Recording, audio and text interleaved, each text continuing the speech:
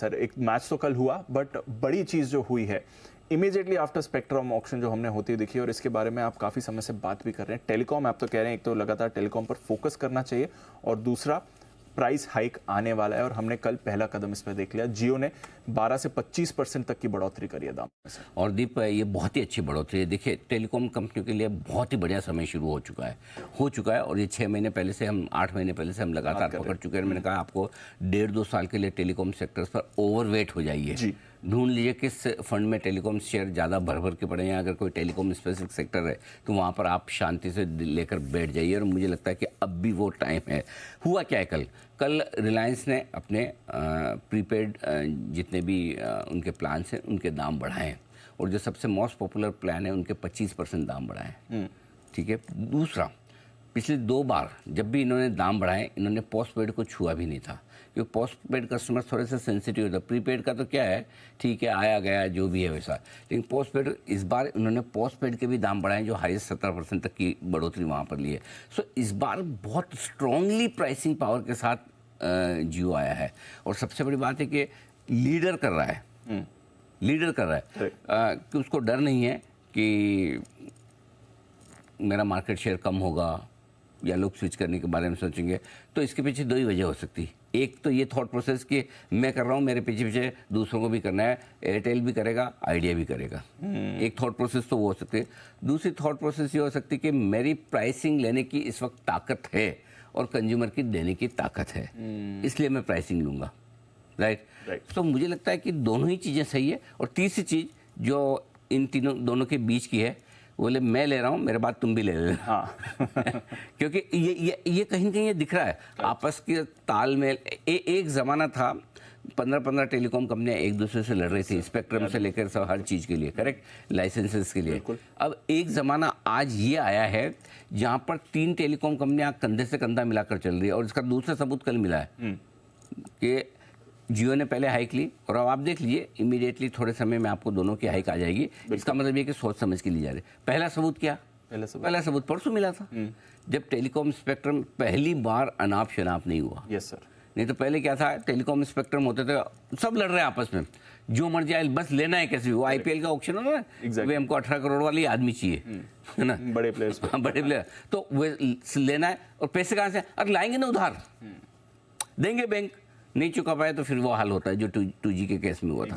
Correct. सो अब इनको समझ में आ गया, नहीं हम हर कोई 11,000 करोड़ के ऑक्शन में काम चल गया। सरकार को पैसे कम मिले, टेलीकॉम कंपनियों को। ये दूसरी बार मैं 1 हफ्ते में देख रहा हूँ कि टेलीकॉम कंपनियां समझदार हो गई, समझदार होके एक दूसरे की बैलेंस शीट को ध्यान में रख के कर रही है। तो आज टेलीकॉम कंपनी के लिए जो सबसे बड़ी चीज़ है, पहली चीज़ तो ये कि लंबे समय से इस टैरिफ का हाइक का इंतजार था। लंबे समय मतलब 2-3 महीने से हम बात कर ही रहते हैं। हमने पहले हिंट दिया भी था कि चुनावों के बाद ये जल्दी होने की तैयारी में है।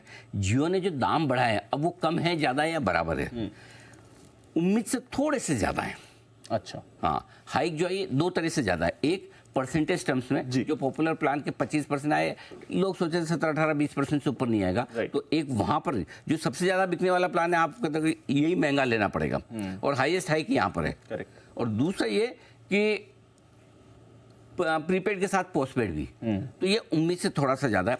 नेचुरली आइडिया और एयरटेल, भारतीय एयरटेल और वोडाफोन आइडिया, अब वो भी दाम बढ़ाएंगे। बढ़ाने वो तो मौका ही देख रहे हैं कि बढ़ाना है। अच्छा, दाम 2 वजह से बढ़ाए जाते हैं। एक, आप नुकसान कर रहे हो, प्रॉफिट नहीं बना रहे हो, तो भाई मैं कितने दिन तक समाज सेवा करूंगा? सही बात, पैसा तो कमाना है। और दूसरा ये कि मैं कमा रहा हूँ लेकिन मैं और ज़्यादा कमा सकता हूँ।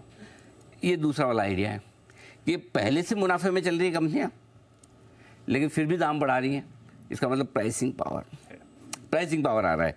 और सबसे ज़्यादा पॉपुलर प्लान्स में दाम बढ़ाना बहुत ज़्यादा पॉजिटिव है। इससे होगा क्या होगा? कंपनियों के कैश फ्लो बढ़ेंगे, पैसा ज़्यादा आएगा।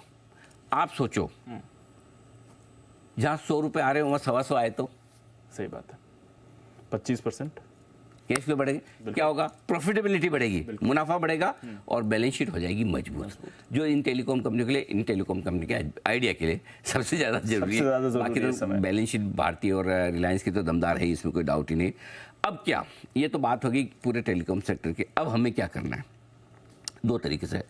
जहाँ तक ट्रेडर्स का सवाल है, बड़े गैप से खुलेगा, गैप से खुलने के बाद थोड़ा और बढ़ सकता है, हो सकता है थोड़ी बहुत ऊपर में प्रॉफिट बुकिंग आए, क्योंकि 12 रुपए वाला आपका आइडिया 18 हो गया।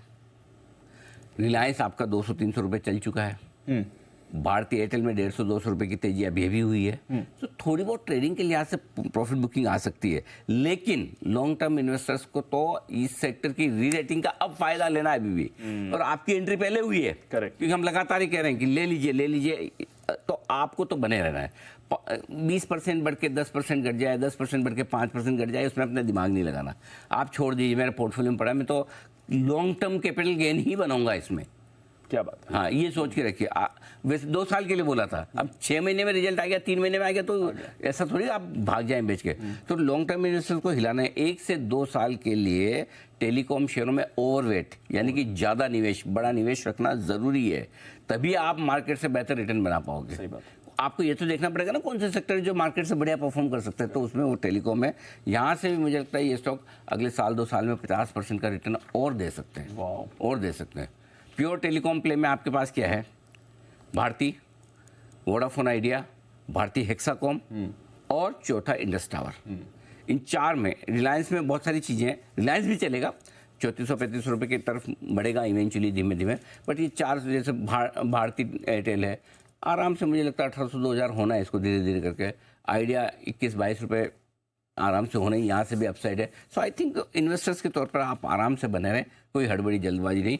हाँ, ट्रेडर्स के तौर पर हो सकता है आज गैप से खुलेंगे, गैप से खुलने के बाद और खरीदारी आ सकती है, या फिर जिस दिन एयरटेल और आइडिया अपने दाम बढ़ाए शॉर्ट टर्म के लिए उस समय टॉप बनाए, ठीक है, वो हो सकता है, क्योंकि अच्छी खबर पे देने वाले लोग भी बहुत होंगे, नेचुरली होने भी चाहिए। और सीरीज की शुरुआत भी है, बैन में कुछ है नहीं, इंडस टावर आज आपका बैन से बाहर आ गया है, बड़ा आइडिया जाता नहीं आजकल बैन में। सो आई थिंक थोड़ी बहुत प्रॉफिट बुकिंग आ जाए आपको, वो ट्रेडिंग वाला मामला है, इन्वेस्टर्स को लिए कोई सोचने की। मैं वही था, क्योंकि ट्रेडर्स अगर चाहें तो प्रॉफिट बुकिंग की सोच सकते हैं, बट इन्वेस्टर्स कुछ ना, बिल्कुल भी नहीं। और दीपा, मैं फिर कहूँगा कि जिनको हाई रिस्क वाला स्टॉक रखना है उनके लिए बेस्ट है आइडिया, जिनको लो रिस्क वाला रखना है और रिटर्न अच्छे कमाने उनके लिए बेस्ट है इंडस टावर। डायरेक्टली टेरिफाइक वाला नहीं, लेकिन ये टेलीकॉम इंफ्रा है, ये सब चलेंगे इनका, इसका तो इसकी बैलेंस शीट बहुत मजबूत हो रही है, सप्लाई खत्म हो रही है। यस सर, बेच के लोग निकल गए, वोडाफोन ने बेच दिया। इंडस टावर मुझे लगता है कि आराम से यहाँ से भी 50 से 100% तक की तेजी इंडस टावर में इवेंचुअली हो सकती। 500 रुपये के तो टारगेट आप मिनिमम लेके ही चलें, उससे भी ज़्यादा के बन सकते हैं। और भारतीय एयरटेल तो सदाबहार है, उसमें तो कोई सोचने की बात ही नहीं। किसी को निफ्टी लेना है तो निफ्टी की जगह भारतीय एयरटेल ले लेगा, ऐसा हाल है। तो ये आपके लिए पूरे टेलीकॉम सेक्टर पर आई एम श्योर कि आपके सारे डाउट्स क्लियर हो गए। गॉट इट सर, चलिए क्लैरिटी दे दी है, और बधाई आपको, क्योंकि लगातार टेलीकॉम पर फोकस भी रहा है, रिकमेंडेशन में भी रहा है। कुछ समय से अनिल जी बात भी कर रहे थे कि टेलीकॉम यहाँ पर बड़ा एक्शन आपको देखने वाला है। एक बार देख लेते हैं क्या कहा था। टेलीकॉम शेयर का कुछ भी भाव हो जाए, कुछ भी, ये 1270 वाला 1000 हो जाए या 1500 हो जाए, बेचना मत, बेचना नहीं। ये अब पकड़ के रखने वाले शेयर, टेलीकॉम शेयर को बेचना मत। अगले 2 साल के लिए टेलीकॉम सेक्टर को अपने पोर्टफोलियो में भर लीजिए, खरीदिए मत, भर लीजिए, ओवरवेट हो जाइए। तो मेरा ये मानना है कि अगले 2 सालों के लिए टेलीकॉम सेक्टर में आपको बहुत बुलिश होना चाहिए। Telecom sector ready to blast. कोई म्यूचुअल फंड में आप देखिए जिसमें अगर टेलीकॉम सेक्टर को लेकर अलग स्पेसिफिक थीम फंड हो, पैसा डाल के शांति से बैठ जाइए। वोडाफोन आइडिया के एफपीओ के दम पे मैंने पूरे सेक्टर की रेटिंग की है, और इसलिए मैं बोल रहा हूँ 2 साल में जो टेलीकॉम सेक्टर पैसा बना के देंगे यहाँ से, शायद ही कोई और सेक्टर बनाए। पीएसयू मुकाबला कर सकता है, but telecom safest and bestest. Telecom कंपनियों के लिए आउटलुक बढ़िया है, और ये कहानी साल 2 साल की है। हाँ, तो हम इस साल की शुरुआत से टेलीकॉम शेयरों पर पिछले साल के अंत से हम बुलिश हुए काफ़ी कि 2 साल के लिए इस सेक्टर में निवेश कीजिए। 2 साल के लिए हमें ये सारे स्टॉक्स डबल होते हुए नजर आते हैं।